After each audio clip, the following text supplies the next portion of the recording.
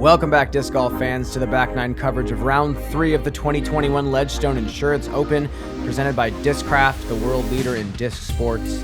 Brian Earhart joining you again with Nate Perkins. And I'm a little sad that this is our last back nine that we get to watch at Northwood Black. This is unlike any other place that I've ever seen. I'm with you. I'm totally with you.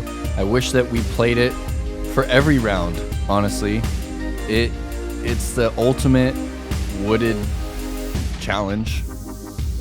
I think that it's only going to get better next year as the rough, kind of gets played on a little bit more. And I think that's the only setback of this course is sometimes the rough is a little too punishing, literally punishing, super like fresh ripping course. you up. And yeah, it's a fresh course, but this has been a treat to compete on and a treat to watch. This is one of the original holes out here. Hole 10, 400 feet, low ceiling, dead straight, basket slightly elevated behind these rocks here.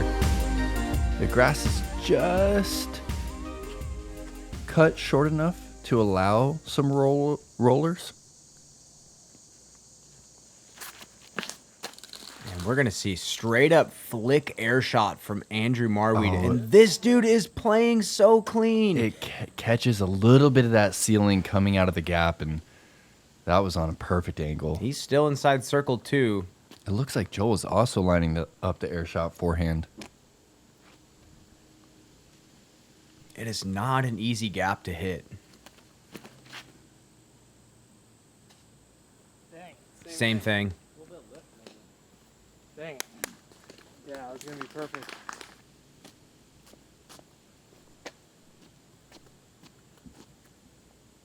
So here's that Avenger again that he's throwing. An old school Batwing Avenger. This is like a 9-speed, 10-speed control driver from back in the day.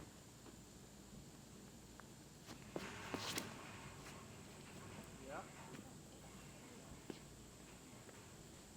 Yeah, I like that.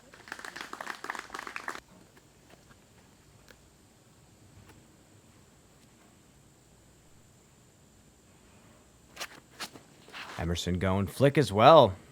Good, Em. Stay straight. This looks great. Chill. Give the man a putt.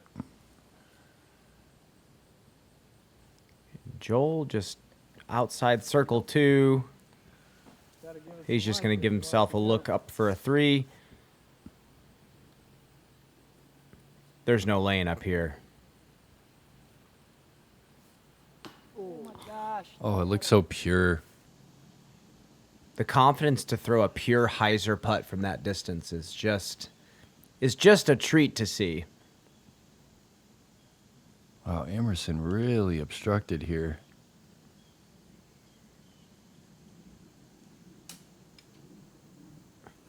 Oh, he was trying to throw it in with the flick putt, it looked like. Yep.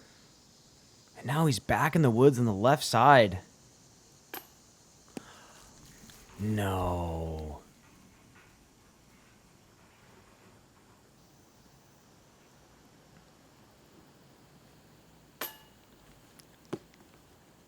Oh, and he rolls again back into the woods. Oh my gosh.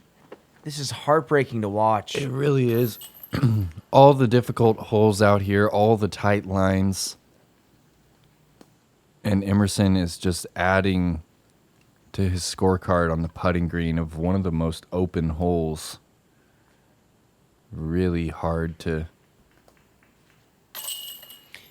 overcome as a, you're not playing well. You're over par on the front nine. You're looking at a bird, and he's about to come up to one of the toughest stretches in disc golf. yeah, it's a good putt for the 5. Yeah, Sexton said it himself when I played with him during round 2. 12 through 14 might be the hardest stretch Absolutely. in the world. 12, 13, and 14. Absolutely. And I would even almost add this par 3 in the mix. 380, super tight gap. Danger all down the right and left side. And it's not a stock forehand hyzer. It is a pushing flip-up hyzer or a super technical flip-up backhand. This is a really challenging hole as well. If you hit early, 4 is automatically what you're playing for. And luckily, he hit to the left side. At least he's at the elbow. He has a look straight at the basket, but we'll see where he's at. Joel throws a wide flex. Oh, I loved it. Dang it. Thought I- And fortunately kicks out in the open. A little bit of tree love there.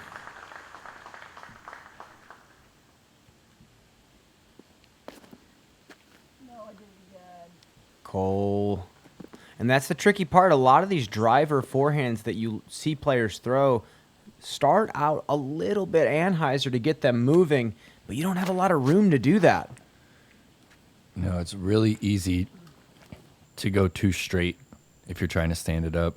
And Emerson is in the worst spot you could be is early right because it just takes the angle away to approach the pin. Keep tracking. Andrew throws a great skip forehand. Rolls to about circle's edge. Still putting for a 3. Skip just a little.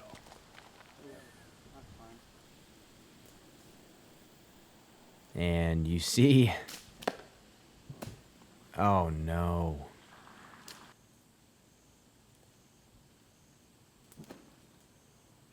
Ooh, kind of an ultimate style forehand, just popping the disc out.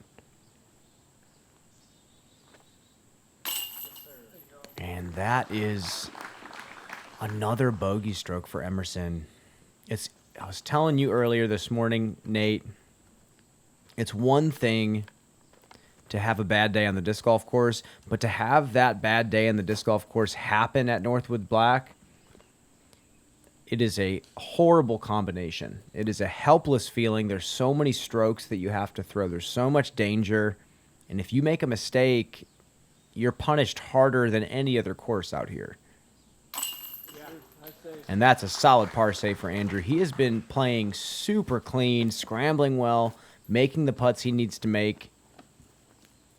It's great to see Andy finding his rhythm again. You know, we had mentioned that he had a couple of great seasons in a row, and this year has kind of fallen back just a little bit.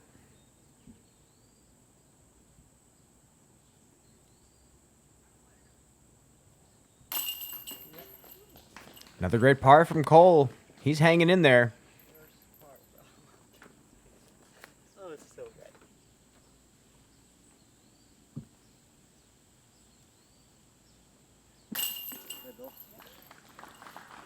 Same for Joel, and we are going to move into the infamous number 12. The XT Nova.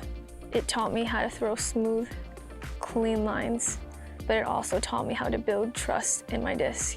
I can put it on any line and it will hold it. I know when I throw it, it's gonna stick right there. I feel like it's very unique, and it kind of reminds me like nobody's ever the same. That's what I love about it. It stands out. And for me as a person, I like to stand out.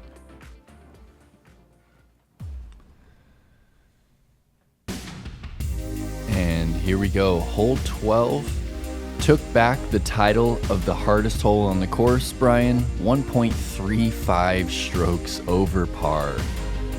It takes a special shot to get to the top of the hill here in 2 to have that straight shot. And a look at birdie.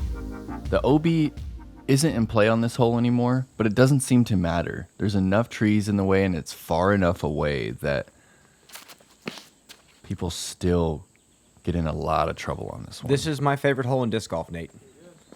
It's wide open. There are no fluky trees in the middle of the fairway. The basket is staring right at you when you crest around the corner. It is a technical turnover shot into a landing zone. There's so much strategy involved. And the way it scores as a par 6, Nate. You know, and a 5 on it is such a clean play. Joel goes a little long, but he should have an angle to at least cross the creek right there. He's going passion again. Yeah, looks like he's going a little aggressive driver shot here.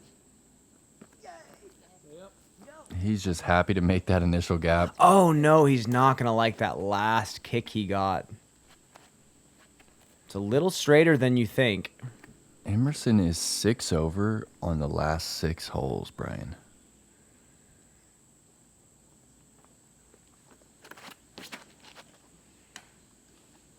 Oh, no, and it continues. He's going thumber out. Puts him on the edge again. He might have an opportunity to flick one over through that inside gap. It's not easy. You know, you never want to see a player fail on coverage, but it does give the viewers at home an idea of why the UDisc scores look the way they look. Why the course is averaging 6 over par. Why Paul Macbeth shot over par in back-to-back rounds. Maybe the only time in the past decade that he's done that. It is the most punishing course that I have personally ever played. And if you get behind, you start to... There's no saving. Yeah, you're put in a spot where you're trying to chase down birdies and get your score, and it even can make it more dangerous the more aggressive that you get, especially on this stretch right here. Yeah, if you are a player that snowballs one bad thing into the next, you will shoot horrific at this course because you're bound to make mistakes. Like you see these players even just trying to throw it straight across this creek, and it is not easy to do. The basket's right there, wide open, looking right back at you.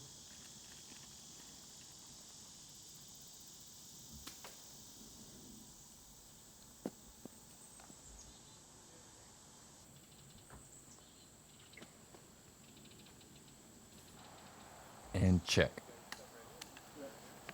Ooh, just off the edge and makes that straight shot that much trickier. Uh-oh. Speaking of chasing, Cole has just lined up a roller. Oh, no. So much cut. That was Wow. That was honestly close. He's in circle 2. That is a bold decision. That's the best I've seen that roller work out. You see people attempt that shot, and look at that. Even that setup shot right there, it should be easy, but the gap is so small. Andy just pushes off to the right, and he has this patent pending, and he's not going to get up and down. Oh, no, he might even get up and down from there.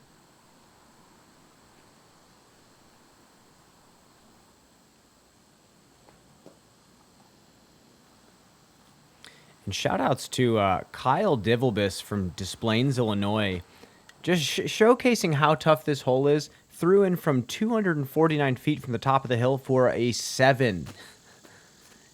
Did you say Divelbus? Yes. Love that. We got to find... Can someone find the origin of that name and leave it in the comments? Divelbus. Yeah. Phenomenal throw-in. And again, just finishing the hole with that, no matter what number you get, is huge relief. We also need a roller count on this hole. We should definitely have a roller counter. Cole for a long bid. Oh, he jumped this one. Oh, he loved it. So dang close. Oh, this is at the bottom of the creek, Brian. He's like 80 feet below the basket. Not bad at all. I have been down there, Nate. There's nothing. There used to be OB right there, guys. Right there at the cliff for that very reason, to keep players from having to go down that steep hill. And what a shot from Emerson to get out. I don't even know what he's putting. He's got to be putting for an 8 or a 9.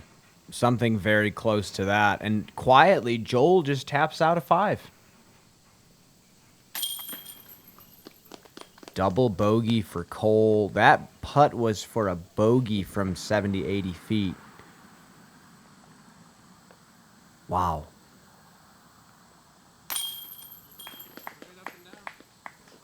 And that's going to be a 7 for Emerson. And he just hasn't been able to stop the bleeding. And the next couple of holes are not going to be relief in regards to that. Hole number 13, very tight push hyzer yet again. Technical drive that doesn't get to hyzer right away. It has to push forward as it's flipping up. And then you have to get it past this evergreen if you want even a look to get across this pond that's OB on this green that is sloped. It's just it's just so tough to even get in position for a birdie here. 4 feels very good. It's not that long of a hole, but it's just so demanding. And that's a bogey automatically. I don't know if he's going to be able to save a 4 from there. He might have some sort of step out sidearm. And Andy just... Okay, I thought he was playing it conservative with the FD, but that is still a destroyer. Wow, great shot. That is in position. He's going to have a forehand from there. Anything past that skinny pine tree in the middle is in position. Yep. Cole has thrown a good shot. That's got to get moving. And again, just hits the last tree he needs to miss. And now he's automatically playing for a 4.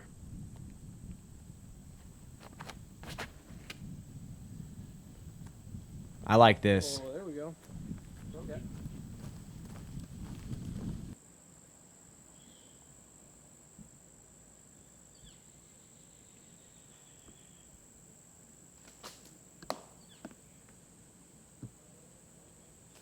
And that's his second. Let's see if Joel can get out here.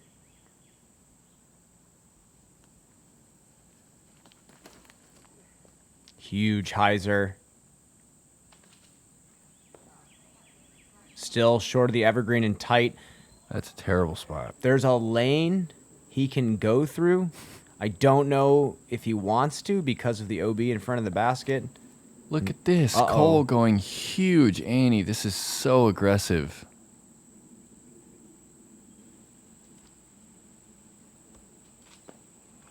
Are you kidding me? Cole Redalen just drops one from the sky. He has no idea that he has a 20-footer for birdie.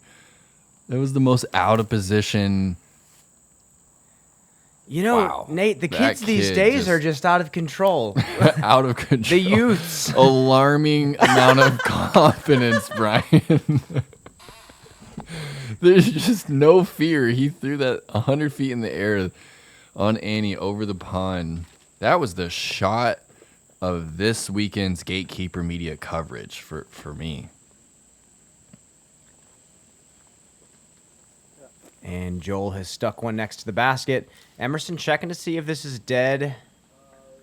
The problem is a lot of these are like vines that are hanging from trees that are still alive. But it looks like that is dead.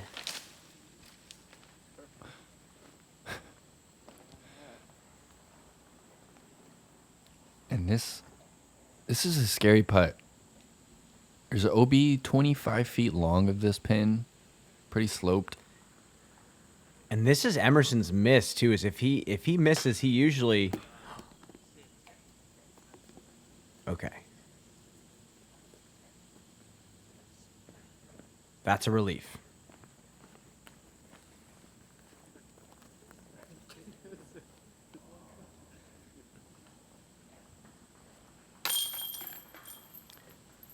And yet another bogey.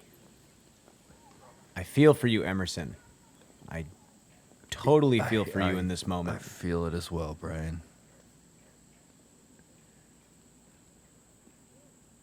Cole taking a look, maybe thinking, how did I get here? How did my disc do this? And now he just accepted the reality. And now he's having to make his putt. That is so nasty. That is just out of control from where he was. I've ever seen. It's wild. It was wild, Joel.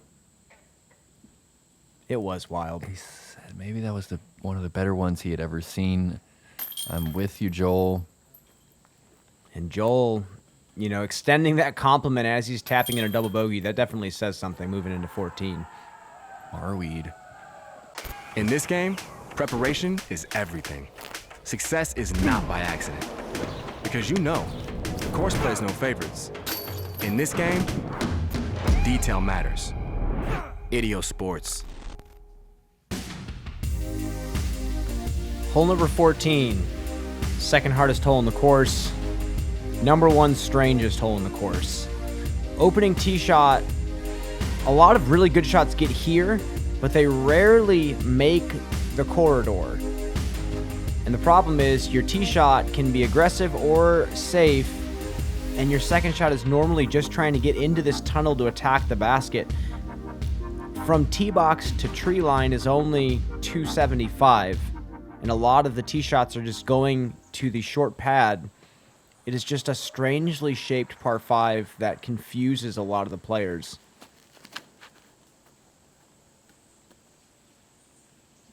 And right there, it's an automatic bogey.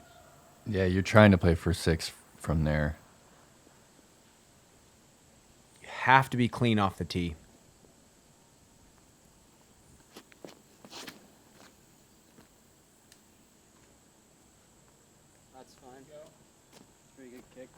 Yeah, he can make the corner from there. If he can make the corner in 2, you can get up to the pin in another 2.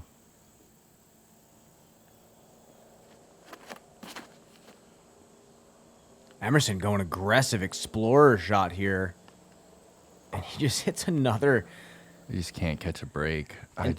Luckily, he is on the edge and he can pitch to the mouth of the corridor and play for a 5, but 4 is automatically not in question here. And Joel has put a good move on this, but he's just gone a bit too deep, but gets a great bit of tree love right back into the middle.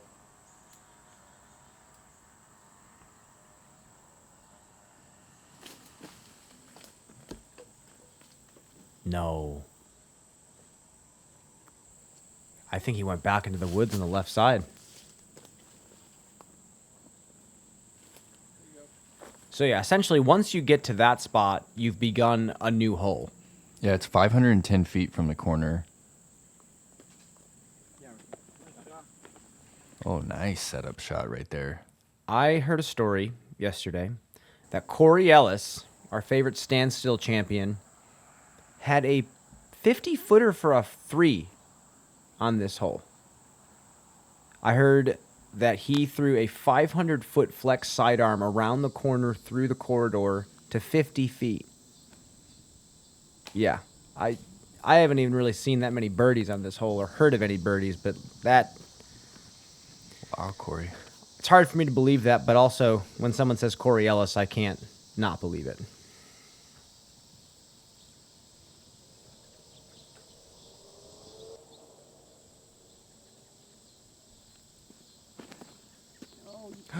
Sit down.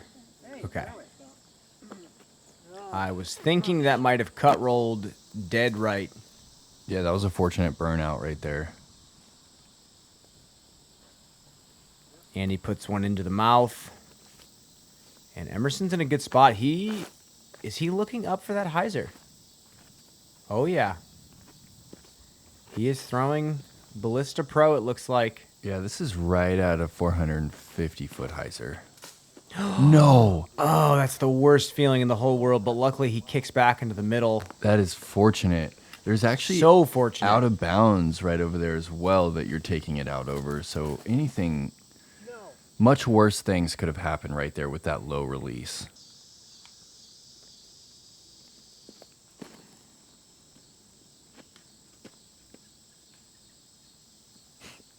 You watch these players. I don't even know what's going on these anymore. Just incredibly talented players are just chopping their way through the fairway, just trying to advance the best way they can. Emerson throwing a desperate forehand roller.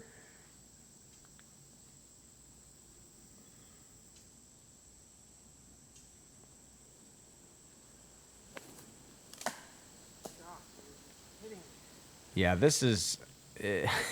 It's brutal. I don't know what else to say on this one. It is brutal. It's easily the most brutal hole in the course.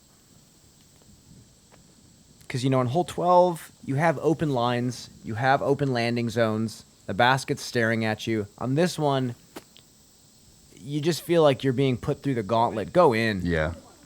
Yeah, Brian, I actually got my invitation to the double-digit club on this hole during round 3. Did you accept? My first one. I accepted. Yeah. Welcome. Zach Melton welcomed me with open arms. Slow down. Not that he's the leader or anything. He just gave me a big hug. Fine. Yeah, this hole averaging a 6.29 on the day.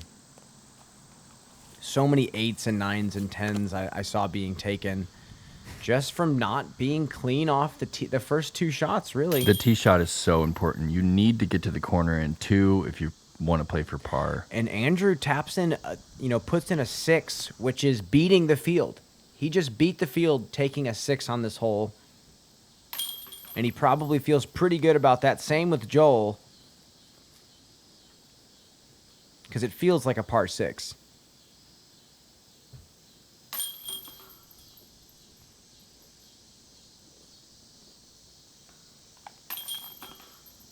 And 4 bogeys, which feel like 4 pars moving into number 15. This is a birdieable stretch, Nate. Yeah, 15, one of the holes of Northwood Gold that remained.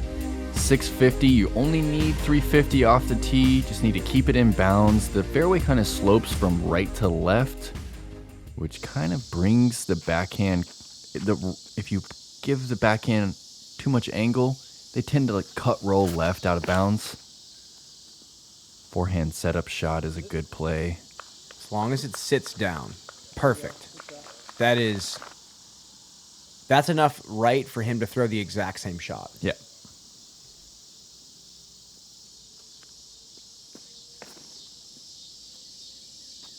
There you go, Cole. Yeah, you really want to see this forehand just straighten out for just a little bit.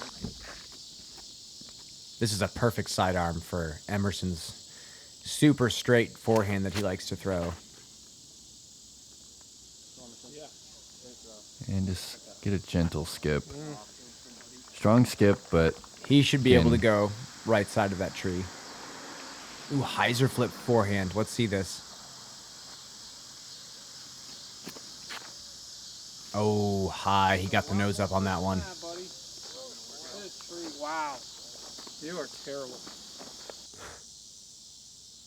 Joel with some words of affirmation. And that's got to come back. And if it gets a skip, it's going to be great. Come on again. Oh, no. Safe, but he's about 50 long. That got a nasty roll.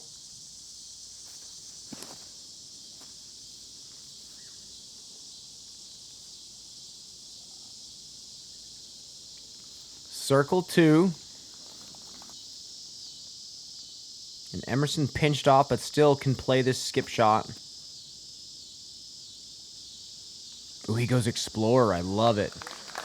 great second right there. Give us that tree love donation.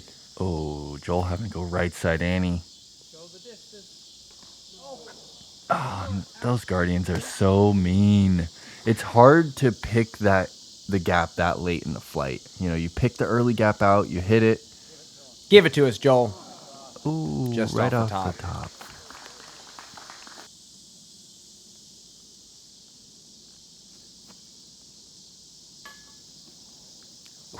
Thankfully off the number sign. Oh, so maybe he puts the cookie on top of the mini so that it doesn't get dirt. Yeah, it depends on what level of commitment he has to the cookie putt.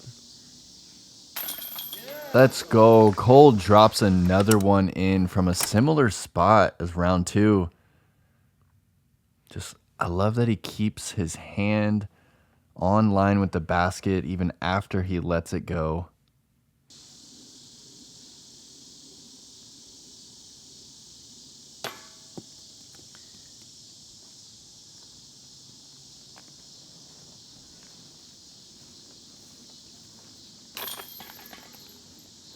Emerson is going to have a nice hot shower after this round.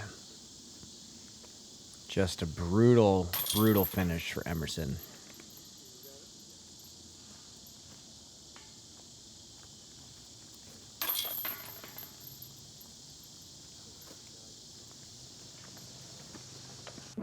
Focus.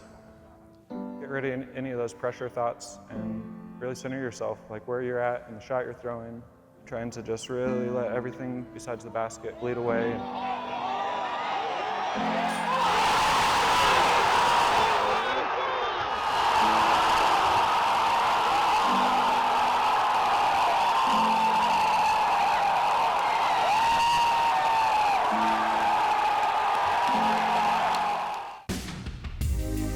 Hole number 16, one of the iconic par threes out here. Downhill, beautiful tee shot, baskets looking right back at you.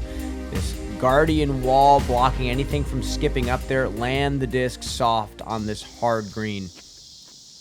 Do you remember when James hit full chains on this one at Worlds? It seems like he makes a run for ace at this hole every single time he plays here. He does, in practice as well. He actually almost got it during round 2.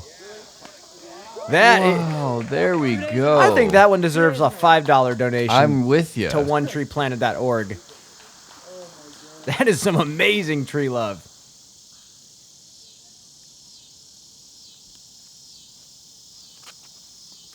It'd be cool if you could pick where the tree gets planted, and then you could visit the tree. You're like, oh, this was Marwede's kick on 16.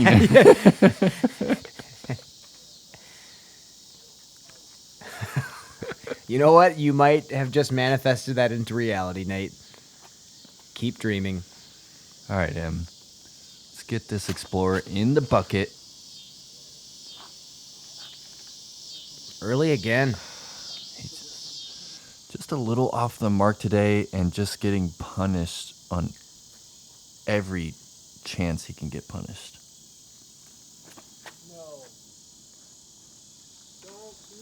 He knew that right out of his hand. He put a little bit too much turn on it, and he's down in the... Ooh, actually, he stayed up. I thought he was maybe down in the creek. No, dude, you're kidding me with that. Joel is very vocal. He's very hard on himself. He's very hard on himself. He started playing disc golf against Joe Revere, who is, to me, one of the most perfectionist pro disc golfers I've ever played with. One of the best players that I've ever played with, ever. Colorado Masters player. Another player who, if the shot is not perfect, he is furious with the shot. And I think Joel, is definitely that same kind of player. Stay up, though, dude. What are you even doing? Yeah. Good job. And there's some positive imagery from Joel, and the disc goes in the basket.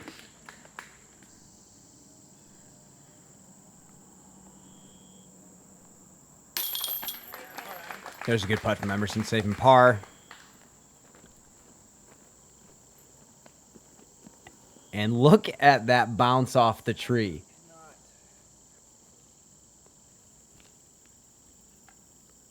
See if he can capitalize. Yikes.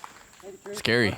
Almost a strange spit out, but that is At every a blessed birdie. Yeah, every like 500 putts or so on the Mach X, you'll see that where it swings the disc out. It doesn't bounce off the pole. All right, 17. We still have OB left, long, and right, but there is no longer OB in this creek. Kind of easing up the tension on this tee shot, wouldn't you say, Brian? Oh, most definitely. I think it'll allow players to throw a lot different lines than they're used to throwing. You're allowed to flex the disc a bit more with the angle of the creek, whereas before it was like, just get it across the water. He says simmer down. Oh, and it does. Look at that tree love. Another one. Back Yes! to back. And this one is going to be maybe an aspen with engraved on the bark of the tree. Blessed hole 17. Save me from OB. With a heart. And Andrew parks his tee shot. Let's jump back to his forehand. Oh, it's just a thing of beauty, Nate. You know, the thing that I really like about Andy's forehand, the way that he grips the disc, it's like that disc is dead weight in his hand. And there's loose grip. Yeah, there's another player that does that, Nate Sexton. That Firebird is just kind of resting down in his hand. He's not clamping real hard down onto it. He just gets that good weight. Emerson puts his potentially underneath the bridge, but still has a putt. Joel with a slower disc. This might be, I believe, a gator. That's terrible. Hit the tree, please. Thank you. Definitely not what he wanted, a little bit short. And Joel's starting to get a little frustrated, as you hear. What an effort. And that's what this course does to you. If you let frustration compound like that, you will lose your mind out here. And they're trying to figure out best method to get to Emerson's lie.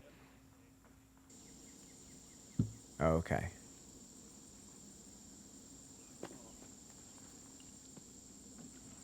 Oh, so they were trying to figure out what was OB and what was not OB. Those stakes came out quite a bit. But it looked like he was safe. 3 in a row for Cole Redalen. He's tied for 6th place. He has been really scrambling his way to a decent score.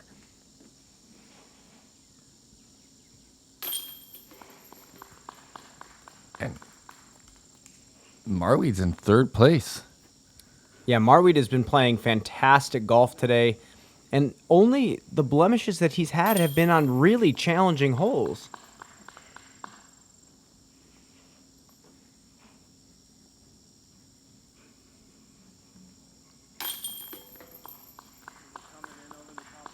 And that is a par for Emerson.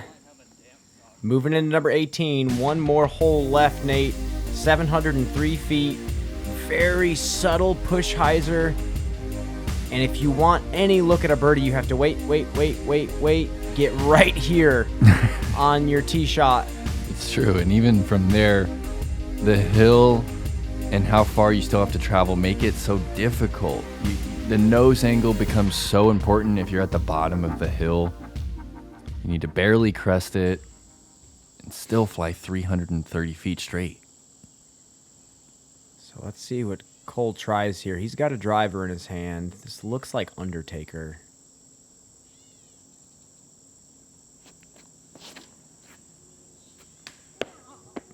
And doesn't pull it off. Close.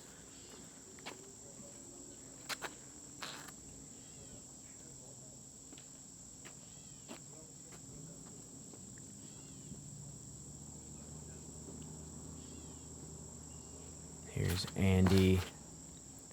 Oh, yeah. That should flatten nicely. Oh, What happened to it? did he get a kick? Maybe just a little bit I'm not inside. even sure what he hit. That almost looked picture perfect. All right, one last drive for Emerson. Here's an Explorer.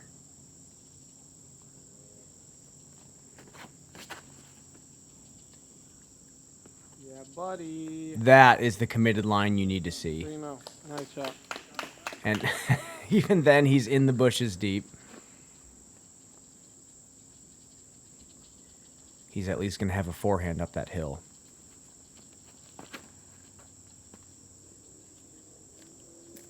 It looks good, but that's going to carry too far left. That has too much height. Yeah, that rough right there is right in the landing zone. I think those are some of the aspects of the course that are going to change next year. There's going to be a lot of rough that gets trimmed where a lot of tee shots and approaches go. I think hole 6 comes to mind where a lot of that section deep on the bend is going to get trimmed up because that's where a lot of really solid shots were landing just due to the slope of that fairway. So yeah, like you said, I think this course is going to open up quite a bit in the years to come, and I can't wait to come back. This is a big shot for Andy. A par right here will secure him on the lead card for tomorrow. Oh, no. And he's going to have to scramble big time from where he's at.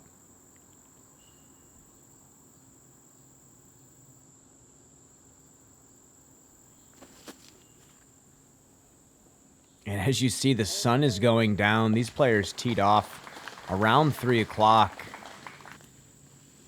And the sun's not going down until 8:30, 9 o'clock. Long rounds out here at this course. That's probably one of the longest rounds of Emerson Keith's career, honestly. One of the tougher days he's had on the course. And the other thing to think about is, you know, if you're struggling out here, you're throwing a lot more shots than other players, and you're just getting tired mentally, physically, just having to exert yourself over and over again from frustrating positions. Cole going with the roller. Not looking too bad. That is No super way! crafty. Come on. This was... And we're going to have him on the chase card again tomorrow, Brian. Yeah, we see him tied for 6th place. We got to watch him play Northwood's. Yeah! Oh, Let's for go! birdie? That is... I'm so happy for Emerson Perfect. to at least finish his round like that. Yeah, I am sure he is gassed at this point. So what a relief to put that in from 80 feet.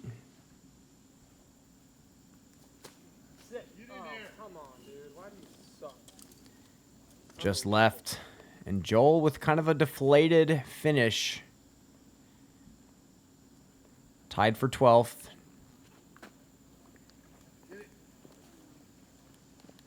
And although Andrew is looking to take a bogey here. Double. Oh, you're right about that. He's going to move back to 14 under par.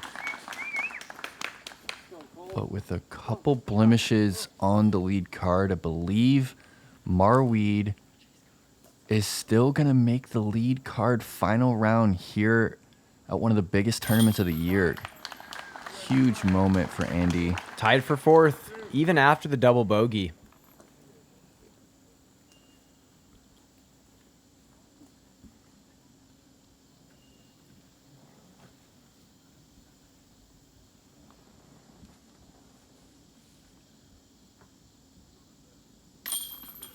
And that was a bit of a roller coaster for Joel. He is going to move down to 14th place. Not too shabby. After 2 rounds at Northwood Black to come into Eureka on Sunday. And, I mean, there you have it. That is the true Northwoods Black essence. We got spoiled in our first round at this course with every player shooting under par. But that's the reality of this track. We have a battle happening at the top right now.